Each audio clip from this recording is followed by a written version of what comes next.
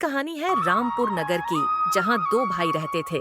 बड़ा भाई राजेंद्र जो बहुत अमीर था और छोटा भाई प्रकाश जो बहुत ही गरीब था। जहाँ प्रकाश को इधर उधर की ठोकरें खाने के बाद भी कोई काम नहीं मिलता, उसका गुजारा करना बहुत ही मुश्किल हो गया था। घर में खाने को दाना भी नहीं।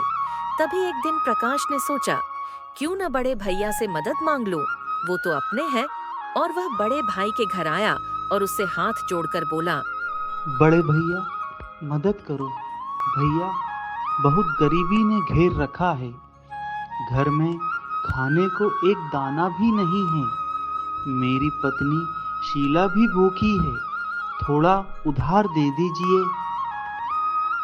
देखो प्रकाश, मैंने गरीबों को सहारा देने के लिए धर्मशाला तो नहीं खोल रखी है। जाओ मेहनत करो, कमाओ और खाओ। मैं उधार नहीं दे सकता। तुम्हें कोई काम तक नहीं मिल रहा। मेरा उधार का पैसा चुकाओगे कैसे?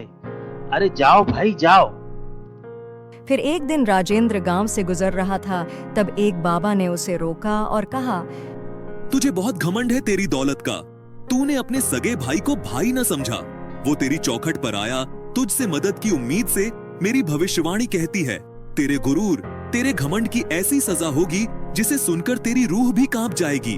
आज से ठीक 3 वर्ष बाद तुझसे तेरी सारी दौलत छिन जाएगी और तुझे छूत की बीमारी लग जाएगी। तेरी जिंदगी किसी और के मोहताज हो जाएगी। ये आप क्या कह रहे हैं बाबा? लोग कहते हैं आपकी भविष्यवाणी कभी गलत नहीं होती। क्या सच में मेरी बर्बादी निश्चित है? क्या इससे बचने का कोई रास्ता नहीं है? रास्ता है, अगर तू गरीबों की मदद करना शुरू कर दे, लोगों की सेवा करेगा और दान देगा। अगर तू ऐसा नहीं कर पाया तो तुझे बर्बाद होने से कोई नहीं बचा सकता। और अगर तेरी बर्बादी शुरू हो गई तो उससे तुझे तेरा सगा भाई प्रकाश ही बचा सकता है और कोई नहीं। ये सुनकर राजेंद्र बहुत घबरा जाता है, लेकिन गुजरते वक्त के साथ साथ उसको दौलत का और भी ज्यादा गुरूर घमंड हो जाता है। वो बाबा की दी हुई भविष्यवाणी और चेतावनी को भी भूल जाता है। फिर एक दिन राजेंद्र की धर्मपत्नी राजेंद्र से कहती हैं, सुनो जी, अब ये घर का काम मुझसे नहीं होता। क्यों ना हम किसी को काम पर रख ले, थोड़ा हाथ बट जाएगा मेरा। अच्छा ठीक है, मैं देखता हूँ ऐसा कोई जो घर की तरह रहे और काम भी करे। फिर राजेंद्र के दिमाग में उसका छोटा भाई आता है। वो सोचता है, क्यों ना प्रकाश को ही काम पर रखा जाए। उसके तो खाने के लाले पड़ रहे हैं और वो काम करने से मना नहीं करेगा और काम चोरी भी नहीं करेगा। पूरी ईमानदारी से रहेगा। हाँ, यही ठीक है। वाह राजेंद्र वाह, तू तो दौलतमंद होने के साथ अक्लमंद भी है। फिर राजेंद्र उसके छोटे भाई के घर जाता है। उससे वह काम पर रखने की बात कहता है और साथ में उसकी पत्नी को घर के काम में हाथ बांटने को भी बोलता है। अगर तुम्हें 2 वक्त का खाना चाहिए तो मैं तुम्हें काम दूंगा। तुम्हें सारे काम करने होंगे। प्रकाश यह सुनकर बहुत खुश हो जाता है। अगले ही दिन से प्रकाश और उसकी पत्नी अपने भैया के घर में काम पर लग जाते हैं। 2 दिन से भूखे प्रकाश और उसकी पत्नी फुर्ती से काम पर लग जाता है और घर का सारा काम कर देते हैं। फिर शाम को प्रकाश अपने भैया से खाना खाने को पूछता है। भैया बहुत तेज भूख लगी है, कुछ खाने को मिल जाता तो। अरे इतनी भी क्या जल्दी है? जा मेरा गद्दा ठीक करके आ, मुझे आराम करना है। फिर बेचारा प्रकाश उसके कमरे का गद्दा ठीक करने लग जाता है। अरे सुन, मेरे पैर बहुत दुख रहे हैं। चल पैर दबा मेरे, फिर तू जाना खाना खाने। फिर दोनों खाना खाते हैं और वहीं रसोई घर में चटाई लगाकर सो जाते हैं। अपने ही भाई के घर में प्रकाश और उसकी पत्नी शीला नौकर बनकर रहने लगे। फिर अगली सुबह होते ही दोनों कोलू की बेल की तरह काम पर लग जाते हैं। ऐसे ही धीरे धीरे दिन गुजरते जाते हैं। प्रकाश और उसकी पत्नी दिन भर काम करते और रात बासा खाना खाते और सो जाते हैं। सुनिए जी, ऐसा कब तक चलेगा? हम इनके सारे काम करते हैं, जो बोलते हैं वो करते हैं और हमें खाने में बासा खाना देते हैं और महीने के 250 रुपए देते हैं। ऐसे कैसे हम गुजारा करेंगे। अरे तुम दुखी क्यों होती हो? बड़े भाई का काम करना तो सेवा है, और बड़े भैया भाभी तो माता पिता के समान होते हैं। तुम दिल छोटा मत करो, ऊपर वाला अपने भी दिन पलटेगा, देखना तुम। और इस तरह से प्रकाश अपनी पत्नी को दिलासा देता है। समय का पहिया चलता जाता है और 3 साल ऐसे ही गुजर जाते हैं। फिर एक सुबह राजेंद्र सोकर उठता है। वो देखता है अचानक ही राजेंद्र की सारी दौलत गायब हो जाती है। वो यहाँ देखकर घबरा जाता है और उसको वह बाबा की कही हुई भविष्यवाणी याद आ जाती है। वो घबराकर घर से जैसे ही बाहर निकलता है तो थोड़ी दूरी पर वही बाबा सामने खड़े थे। अरे आप तो वही बाबा है ना, पर आप यहाँ कैसे? कहा था ना मैंने, सावधान हो जा, तेरा गुरूर तुझे ले डुबेगा। अभी तो सिर्फ दौलत गई है, बहुत जल्दी छूत की बीमारी से जान भी चली जाएगी। आपकी कही बात सच निकली बाबा, मुझसे बहुत बड़ी भूल हो गई है। इससे बचने का उपाय बताइए। उपाय तेरे उसी भाई के पास है जिसे तू अपने पैर की जूती समझता है। अगर तेरा नसीब अच्छा हुआ तो वो तुझे बचा लेगा, अगर नहीं तो तेरा किस्सा खत्म। अरे बाबा, हमें करना क्या होगा? एक डोंगरा नाम का जंगल है, उस जंगल में जाना होगा, जो खतरे से खाली नहीं है, बहुत डरावना है। वह तुझे एक गुफा तक पहुंचना है। बस उसी गुफा में सब कुछ है तेरा, पर उस गुफा तक पहुंचना इतना आसान नहीं है, क्योंकि वहां जाया जा सकता है, वापस नहीं आया जा सकता। और वहां तक पहुंचने के लिए तुझे कठिन परीक्षा से गुजरना होगा। इतना बोलकर बाबा वहां से चले जाते हैं और राजेंद्र सीधा प्रकाश के पास आकर उसे सब कुछ बता देता है। प्रकाश, अब तुझे ही मेरी मदद करनी होगी। हमें उस डोंगरा जंगल को पार करके उस गुफा तक पहुंचना है। उसके लिए आज ही निकलना होगा। भैया आप परेशान ना हो, सब ठीक हो जाएगा। चलिए मैं आपके साथ चलता हूँ। हाँ हाँ, जल्दी चलो। वो दोनों उस डोंगरा जंगल के लिए निकल जाते हैं।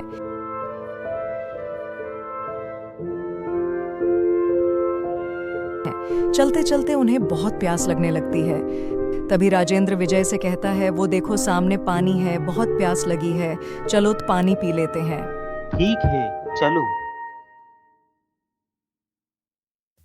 तभी प्रकाश जैसे ही पानी पीने लगता है, अचानक उसका हाथ रुक जाता है। क्या हुआ विजय? इतनी तेज प्यास में भी तुम पानी क्यों नहीं पी रहे हो? जल्दी से पी लो, क्या पता आगे पानी मिले या ना मिले। नहीं भैया, यहाँ से चलिए, ये पानी मत पीना। पर मुझे बहुत तेज प्यास लगी है, मुझे पीना है ये पानी। पर ऐसा क्यों कर रहे हो? मुझे इसकी वजह जाननी है। सही समय आने पर सब बता दूंगा, अभी चलिए। इतना कहकर दोनों आगे की ओर बढ़ जाते हैं। बहुत देर चलने के बाद वो दोनों एक अंधेरी जगह पर पहुंच जाते हैं। तभी रुई के 2 गोले प्रकाश अपनी जेब से निकालकर राजेंद्र को देकर कहता है, रुई की गोली, इसे अपने कानों में लगा लीजिए। इससे क्या होगा? मुझे सच बताओ। सही समय आने पर सब बता दूंगा, पर अभी ये आपको करना ही होगा। राजेंद्र भी उसकी बात मान लेता है और प्रकाश खुद भी अपने कानों में रुई की गोले लगाकर चलने लगता है। बहुत देर चलने के बाद सुबह हो जाती है और दोनों अपने कानों से रुई के गोले निकाल देते हैं। बहुत चलने की वजह से दोनों बहुत थक भी चुके थे और दोनों को भूख भी लगी थी। तभी राजेंद्र की नजर आम के पेड़ पर लगे रसीले आमों पर जाती है। मैं तो उन आम को तोड़कर खाने जा रहा हूँ, अब तुम मुझे मत रोकना। नहीं भैया, वो आम मत खाना, उसके बराबर वाले पेड़ में जो खट्टा फल लगा है वही खाना।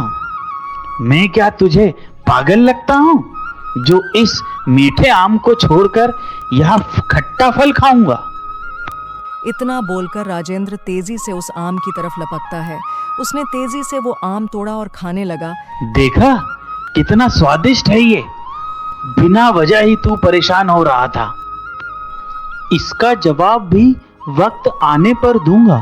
वो आम खाकर गुठली वहीं फेंक देता है और दोनों आगे बढ़ जाते हैं। पर उस आम की पीली गुठली का रंग अचानक से नीला पड़ जाता है। मैं कुछ नहीं भूला, पर आप भूल गए हैं कि उन बाबा ने क्या कहा था कि अपने छोटे भाई प्रकाश को साथ लेकर जाना। अभी मैं जैसा कहता हूँ वैसा करो।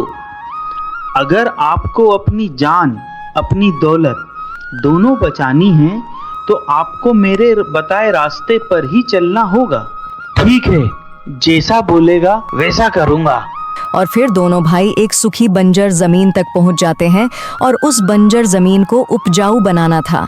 यहाँ उनकी परीक्षा थी। भैया, ये जमीन पर हमको खेती करनी होगी। हम दोनों को आज यहाँ इतनी मेहनत करनी होगी जिससे कि एक ही दिन में जमीन फसल वाली हो जाए। यह सूखी बंजर जमीन है, यहाँ सालों तक कोई फसल नहीं होगी, लेकिन एक दिन में यह हो पाना असंभव है। यह एक कठिन परीक्षा है। अगर आपको अपनी जिंदगी और दौलत वापस चाहिए तो यह करना ही होगा। वो दोनों मेहनत करने लग जाते हैं। धूप बहुत तेज थी, जिसके वजह से वो दोनों पसीने से भीग चुके थे और जैसे ही उनका पसीना उस बंजर जमीन पर गिरा तो वह जमीन हरी भरी हो जाती है। यह देखकर राजेंद्र चौंक जाता है। अरे वाह, ये कमाल कैसे हो गया? तू बता, क्या चक्कर है? आपको सारे सवालों के जवाब मिल जाएंगे सही वक्त आने पर। भैया, अब हमको उस गुफा तक पहुंचना है, वही हमारी आखिरी मंजिल है। फिर वो दोनों आगे की तरफ बढ़ जाते हैं और उनको एक गुफा दिखाई दी। यही वो गुफा है। मुझे इस गुफा के अंदर जाना होगा। लेकिन ये खतरे से खाली नहीं है, इसमें तुम्हारी जान भी जा सकती है। पर भैया, मुझे तो जाना पड़ेगा। यह एक कठिन परीक्षा है। अगर आपको अपनी जिंदगी और दौलत वापस चाहिए तो यह करना ही होगा। इतना कहकर प्रकाश उस गुफा में जाता है। बहुत देर हो गई थी, प्रकाश उस गुफा से वापस नहीं आता। राजेंद्र बहुत डर चुका था। उसे कुछ समझ नहीं आ रहा था कि वो क्या करे। ये बेवकूफ गुफा में चला गया, अब तो वापस ही नहीं आएगा। फिर मुझे क्या, मुझे आगे बढ़ना चाहिए। जैसे ही राजेंद्र आगे की ओर बढ़ा, उसके सामने प्रकाश खड़ा था, जिसे देखकर राजेंद्र हैरान हो गया। तुम तो इतनी डरावनी गुफा में गए थे। वो बाबा ने कहा था उस गुफा से कोई वापस नहीं आएगा। तुम जिंदा कैसे बच गए? वो समय आने पर भी नहीं बता सकता। बस इतना बता सकता हूँ, हमारा सफर बस इतना ही था। अब हमें लौटना होगा। वो दोनों घर के लिए रवाना हो गए। पर अजीब बात तो ये थी कि वापसी में ऐसी कोई भी मुश्किल परीक्षा नहीं थी। जैसे ही वो दोनों वापस घर आए तो राजेंद्र खुशी से झूम उठा। मेरी सारी धन दौलत वापस आ गई। मैं फिर से धनी हो गया और मुझे छूत की बीमारी भी नहीं लगी। ये सब कैसे हुआ? हाँ भैया, केवल आपकी दौलत ही नहीं बल्कि आपकी जान से भी खतरा हट गया है। अब आप सुरक्षित हैं।